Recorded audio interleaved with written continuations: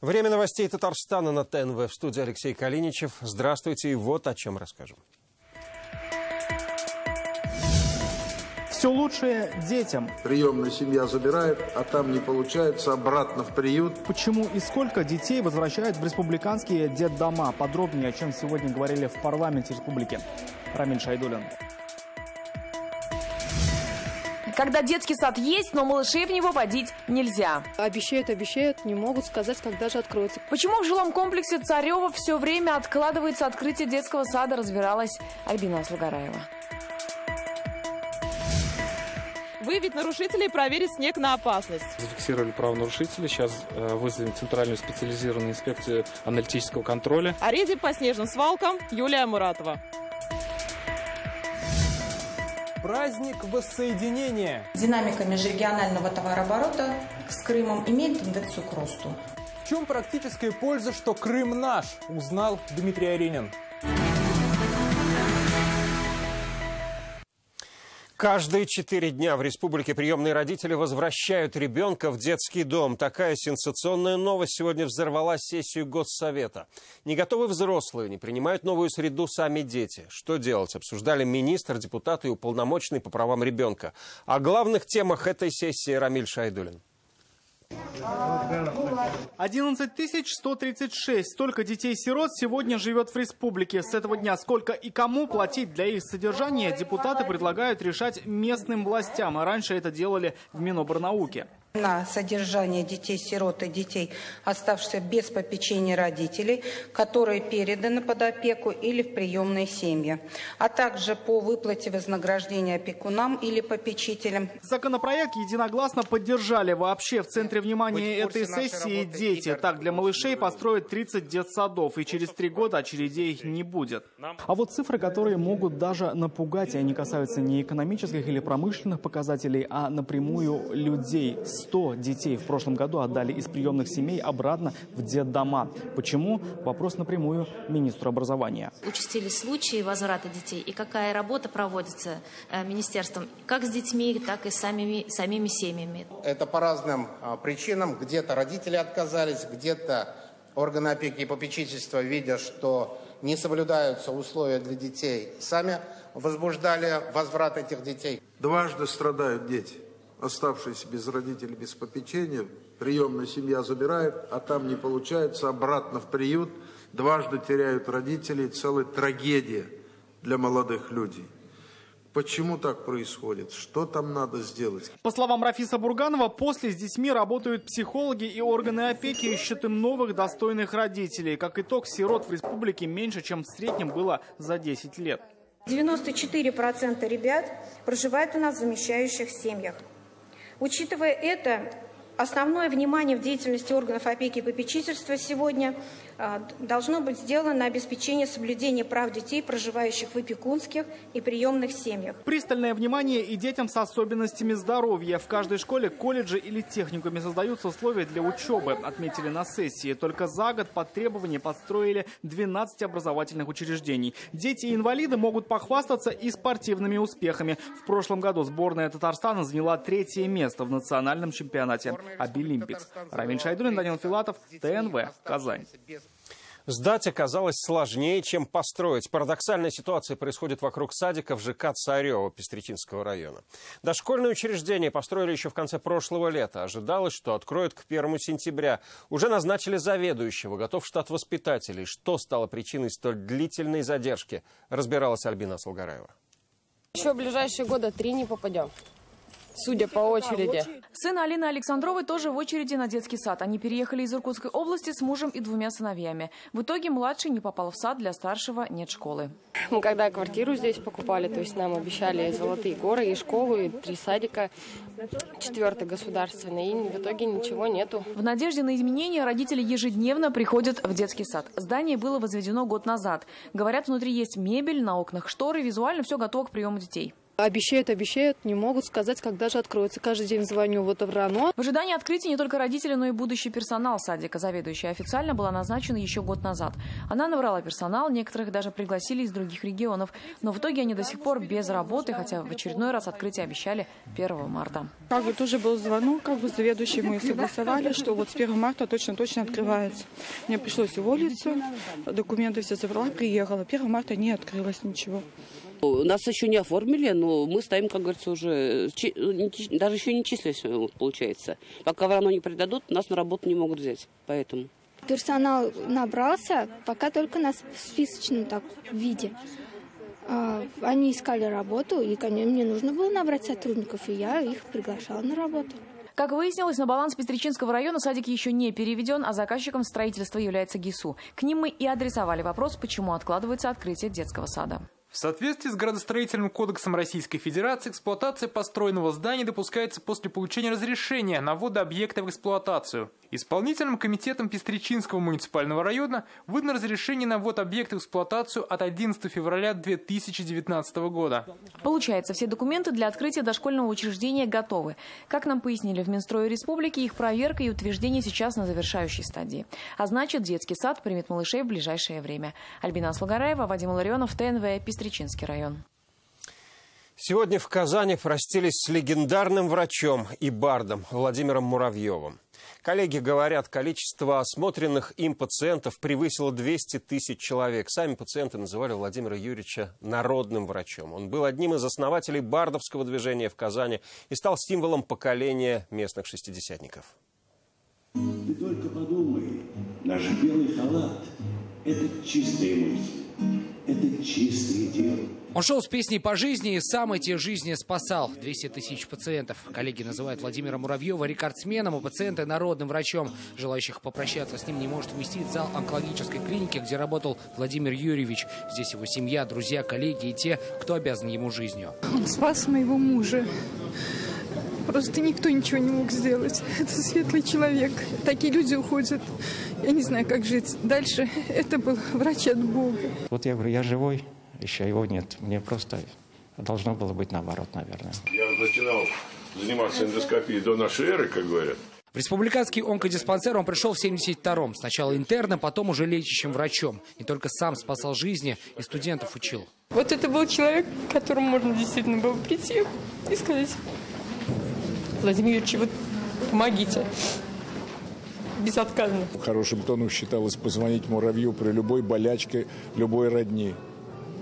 Потому что Володя найдет выход, найдет кому позвонить, найдет куда устроить, хотя это лично его не касалось. Я просто в прошлом году я вышел на 5, что ли, на 10 минут, гол забил сразу, открыл все. Занимался спортом, пел, сочинял, лечил, обучал и был во всем успешен. Он успел сделать за одну жизнь столько, сколько многие не сделают и за несколько. Главное его наследие – это целая армия высококвалифицированных врачей-онкологов, эндоскопистов.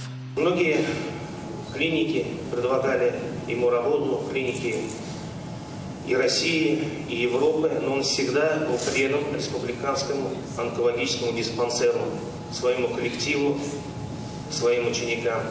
Имя Владимира Муравьева в Казани увековечат. Есть несколько вариантов. Сегодня предложили назвать именем легендарного врача онкоклинику и создать в его честь бардовский фестиваль. Может быть, на этом снимке вместе мы последний раз. Сергей Хайдаров, Алмаз Единов, ТНВ, Казань.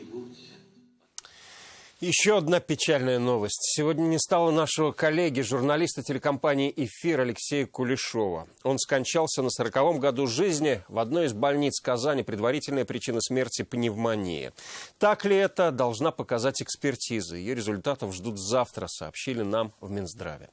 Свой профессиональный путь Алексей Кулешов начал на Зеленодольском телевидении. С 2003 года работал на «Эфире», вел новости, был автором программы «Актуальная тема». Наш телеканал выражает соболезнования близким, коллегам и друзьям. Прощание с журналистом пройдет 20 марта в 7-й горбольнице в 9 утра.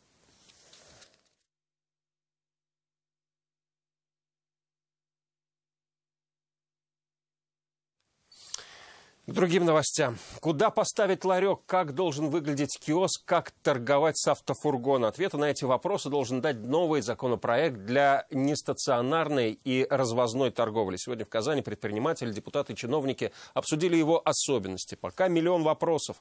Каких, расскажет Зарина Ахметова. Здесь порядка, наверное, 15-20 видов цветов. Ассортимент выбирает покупатель. Этому бизнесу Анастасии Шевченко 20 лет. В 90-е продажей цветов в ларьках занималась ее свекровь. Сегодня их сеть 5 торговых точек. Опыт предпринимательства накопился огромный, но вот уверенности в завтрашнем дне нет. Наше самое большое опасение, что большие федеральные сети, даже не казанского масштаба, а та же Москва, для которой эта плата за размещение не является такой существенной, как для нас, они придут в Казань и полностью захватит рынок. Правила игры для ларьков, киосков и продавцов на колесах будет устанавливать новый закон. В нем и пропишут новые условия для стационарной и развозной торговли. Проект начали разрабатывать 4 года назад в недрах правительства России. Там все, начиная от места размещения до порядка оформления. С одной стороны, это расширяет права предпринимателей и позволяет больше производить и торговать, и продавать свою продукцию. Но с другой стороны, очень много вопросов законопроект вызвал у архитекторов, у мэров городов. Их они сегодня смогли озвучить разработчикам законопроекта. Так, Казань попросила прописать условия размещения торговых точек в жилых домах. Мы попросили отразить в законопроекте ограничения по размещению нестационарной торговли на территориях многоквартирных жилых домов, так как на сегодняшний день зачастую в угоду интересу предпринимателей нарушаются интересы самих жителей. А вот для предпринимателей оказалось важным дать право на передачу собственности по наследству. Мне когда-то исполнилось 70 лет, и я по физическим, скажем так, в принципе, не смогу осуществлять деятельность. Почему мне не оставить своим детям? Нюансов много, поэтому обсуждение законопроекта еще продолжится. Все комментарии сторон постараются учесть и только потом отправить документ на рассмотрение в Госдуму. Зарина Ахметова, Александр Лобанов, ТНВ, Казань.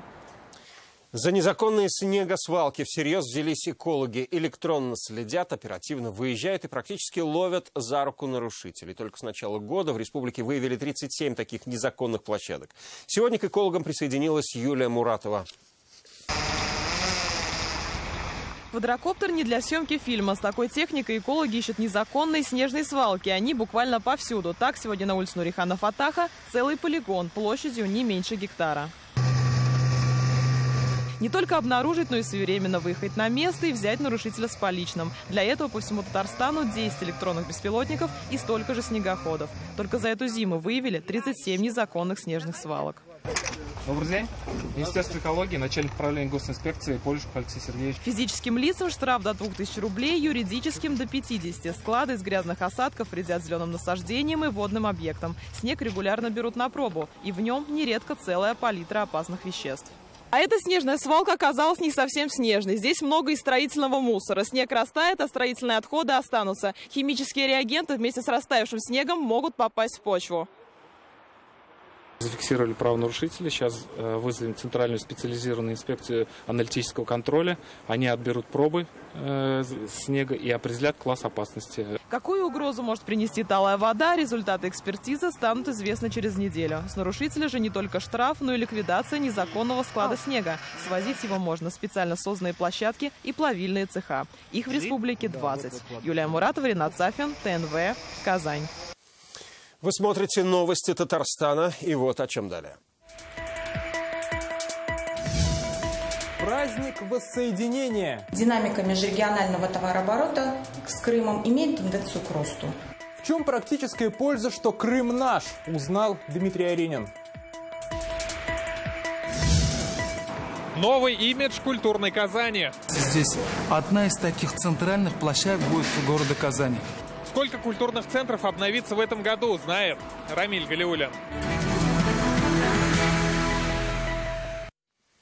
В Иннополис инвестируют еще 660 миллионов рублей. Сегодня наблюдательный совет особой экономической зоны утвердил представленный бизнес-проект. Татарстанский IT-город пополнит еще 7 резидентов и 2 компании-партнеры.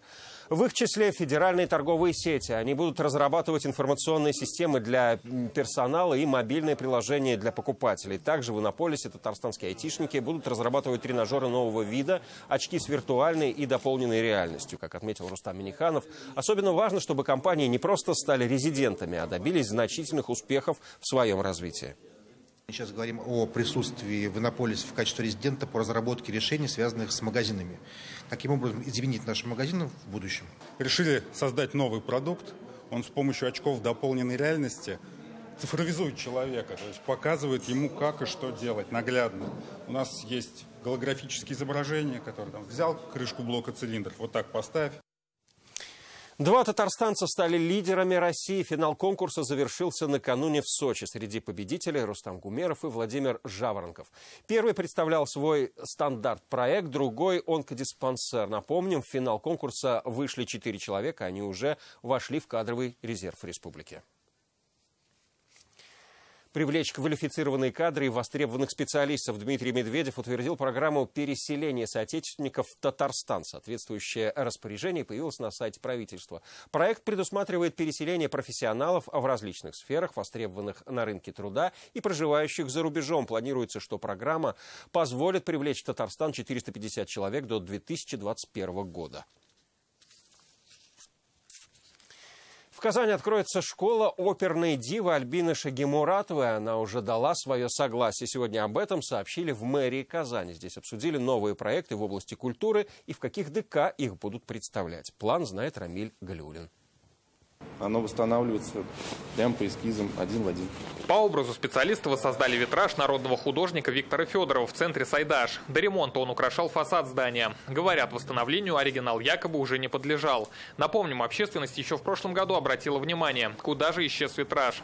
Кроме знаменитой мозаики, здесь привели в порядок все инженерные сети. Что касается фасада, то он полностью восстановлен. У здания заменили кровлю, а также усилили фундамент. Кроме этого, к открытию здесь появится новая парковка. Сдать же объект собираются ко дню города. После открытия на базе центра появится и оперная студия заслуженной артистки России и Татарстана Альбины Шагимуратовой. 2 этажа, второй этаж 4 класса, на 3-м этаже тоже еще 4 класса, то есть получается 8 классов. 8 классов именно вокальная студия будет, это оперная студия. О модернизации городских учреждений говорили сегодня в мэрии Казани. ДК, библиотеки и детские музыкальные школы. Всего в городе 49 объектов культуры. Масштабную реконструкцию в этом году переживут 7 из них. Завершение проектных работ на объектах культурный центр Чулпан, ДК в Дербышках, ДК Саидгалеева. Завершение работ в культурном центре Сайдаш. Завершение работ в библиотеке по улице Клара Цеткин. Не только обновлять, но и строить. Так, новые культурные центры должны появиться в Азино и Салават-Купере. Провести свой досуг там смогут до 700 человек. Не везде есть дома культуры. И что касается Салават-Купере, оно по генплану это место предусмотрено, поэтому нужно выходить с инициативой и начинать проектировать. Пока проект, пока экспертиза, там, глядишь, и завершим. Подготовить программу комплексного ремонта в Казани поручил Рустам Миниханов в феврале прошлого года. Так, в 2018-м обновили ДК имени Ленина и культурный центр Московский. Рамиль Галиуллин, Андерсон Тальцев, ТНВ, Казань.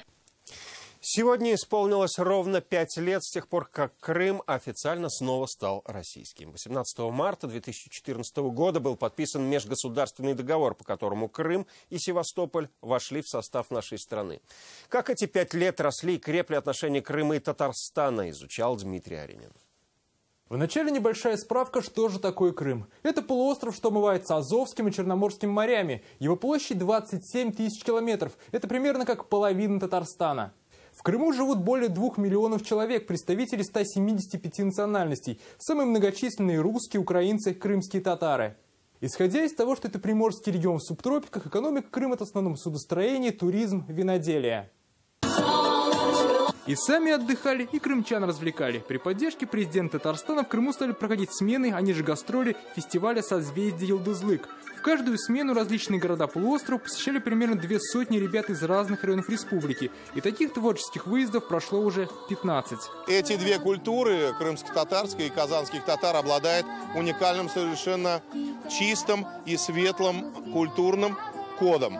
Как подсчитали, в минувшем году в Крыму отдохнули почти 7 миллионов человек. Это больше, чем за все постсоветские годы. Ежегодный турпоток из Татарстана перевалил за 150 тысяч человек.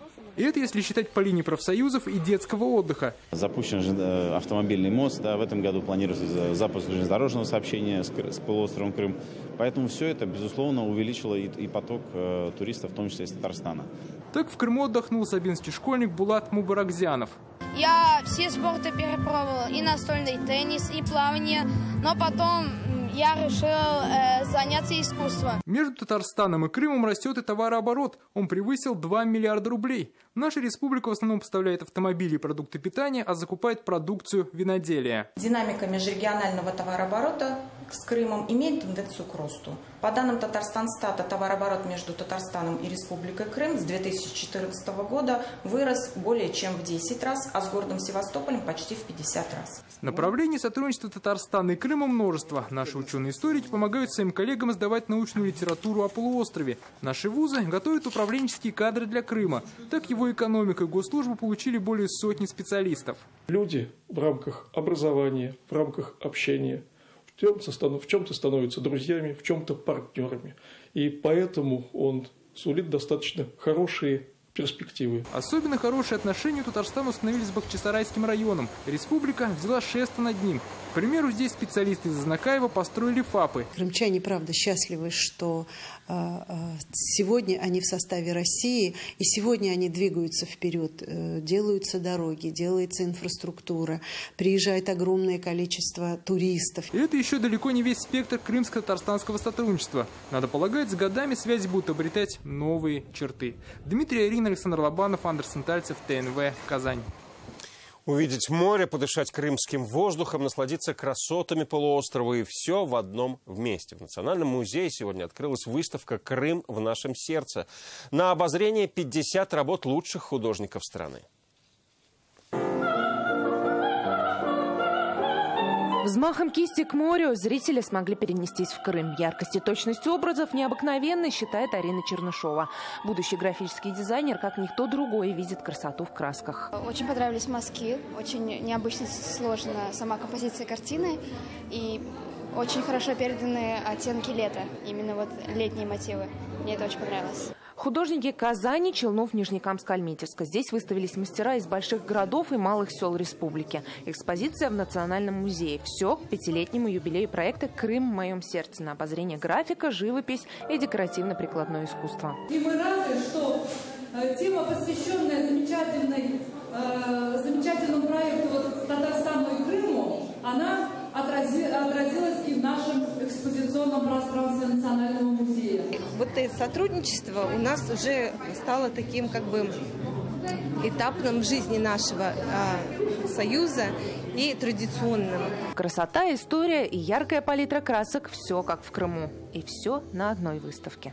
Пейзажи, натюрморты, исторические и мифологические сюжеты. Все это представлено в картинах татарстанских художников. Казанцы смогут увидеть это до 20 апреля. Алина Мусина, Алмаз Единов, ТНВ, Казань. А здесь о Крыме пели. В эти минуты в Центре культуры «Московский» идет молодежный фестиваль. Его посвятили юбилею студенческой лиги и 5-летию воссоединения Крыма с Россией. Там сейчас находится наш корреспондент Алия Хайруддинова. Алия, здравствуй. Чем привлекает молодежь крымские мотивы? Добрый вечер, Алексей. Действительно, в Центре культуры и спорта «Московский» сегодня два важных события. День рождения Лиги студентов, сегодня им 23 года, и день воссоединения Крыма и Севастополя с Россией. Последнее историческое событие произошло 5 лет назад. Студенты сегодня отмечали бурно. Буквально вот несколько минут назад фестиваль завершился, но до начала мероприятия нам удалось с ними пообщаться. Я думаю, мы сейчас их послушаем. С 5-летия воссоединения Крым с Россией наш коллектив танцует данный танец. Покажем себя, и познакомимся с другими коллективами. Я думаю, это не только хорошая возможность посмотреть действительно хороший концерт, но и вот можно увидеться с друзьями, пообщаться.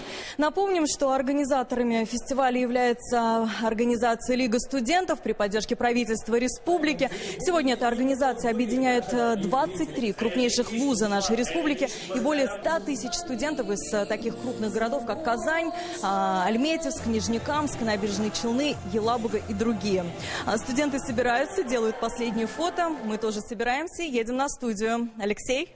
Спасибо, Алия. Это было включение из центра Московский. А мы перемещаемся в соседнюю Удмуртию. У наших соседей прошли необычные выходные. Там на биатлон выехали тракторы. 30 экипажей не только катались на полевой технике, но и стреляли. Как это было? Материал наших коллег из Воткинска. По команде тракторы срываются с места. Впереди дистанция в 1200 километров по пересеченной местности. На огневом рубеже стрельба из винтовки, а в случае промаха штрафной круг. И если в управлении машиной всех участников можно считать профессионалами, то винтовку некоторые из них держали впервые.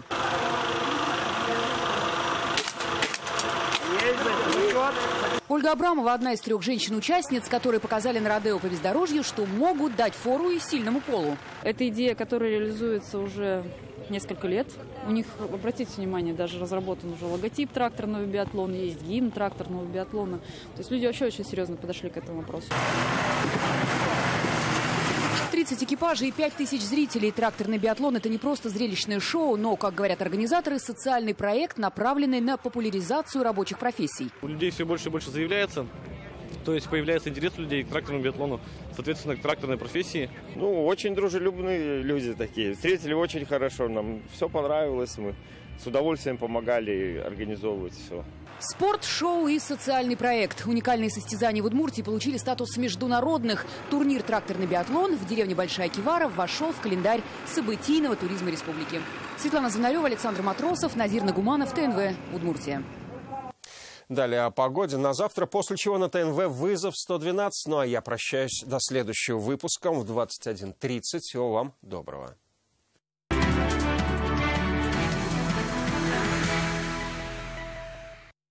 Добрый вечер. Новости спорта на ТНВ. В студии Алмаз Гафиятов. В Сочи летит торнадо. Эта неприродная стихия добралась до южного города. Хоккейная команда отобралась на фестиваль ночной хоккейной лиги. Обыграв на этапе республиканского чемпионата главных конкурентов казанских драконов, торнадовцы получили заветную путевку. Проигрывая по ходу 2 матчей, за несколько секунд они умудрялись счет сравнять. А в серии буллитов и вовсе одержать победу. Особенность ночной хоккейной лиги в том, что в каждом регионе сначала определяется один победитель. Дальше эта команда отправляется на фестиваль в Сочи. В случае победы на федеральном уровне город-чемпион получает право на строительство крытого ледового катка. В принципе, финал, он всегда как финал, тем более плей-офф. Все видите, как люди играют в КХЛ, все стараются, поэтому я думаю, что достойный у нас соперник был казанские драконы. Вот. Они были победителями в свое время. Мы в том году дошли до финала, маленько нам не повезло.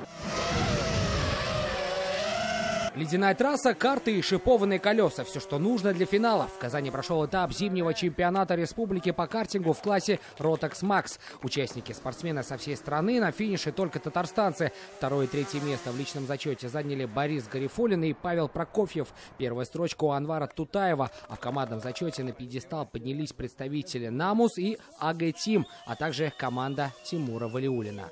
Боремся, побеждаем. Только положительные эмоции, на самом деле. И в завершение к новостям борьбы. Российская команда по вольной борьбе впервые за 8 лет стала победителем Кубка мира, который в эти выходные проходил в столице Якутии. В финальном матче сборная страны обыграла с большим преимуществом соперников из Ирана. На 3-м месте оказалась команда США. Американцы обыграли команду Японии. В весовой категории до 59 килограммов победу одержала татарстанская спортсменка Светлана Липатова. И это все новости спорта к данной минуте. Будьте здоровы и занимайтесь спортом. До свидания.